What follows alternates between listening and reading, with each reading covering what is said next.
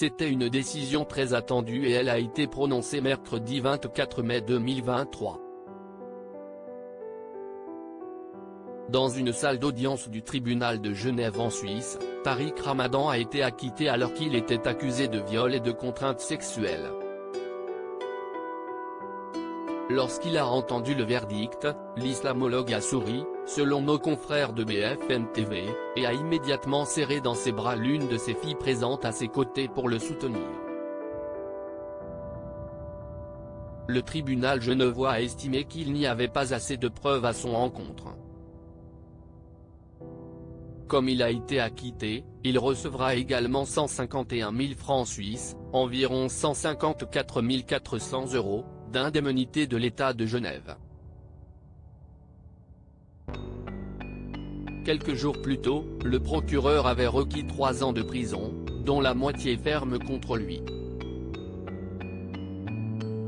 Immédiatement, la plaignante a affirmé qu'elle allait faire appel de cette décision. C'était la première fois que l'islamologue était jugé pour des faits de viol. Seulement, en France, il est également sous la menace d'un autre procès pour des faits similaires. Pour rappel, la plaignante de son procès en Suisse assurait qu'elle aurait été frappée lors d'une nuit qu'elle aurait passée avec lui en octobre 2008. Tariq Ramadan a de son côté toujours affirmé avoir passé du temps avec elle dans cette chambre d'hôtel mais en être parti après qu'il ait échangé un baiser. De son côté, la plaignante assurait que ce n'était pas la bonne version. Selon elle, elle aurait eu peur de mourir sous ses coups.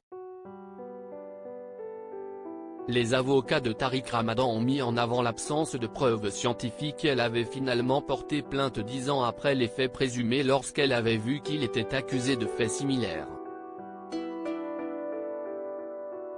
Durant le procès, la défense de Tariq Ramadan a mis en avant le fait qu'il n'y avait aucune preuve scientifique et qu'il était donc tout à fait logique qu'il soit innocenté.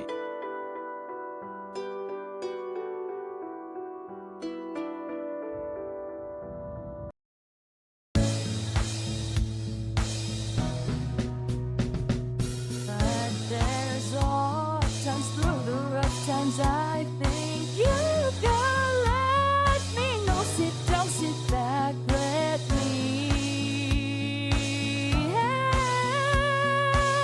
you out. The step I gotta seek, so I see you out there's on your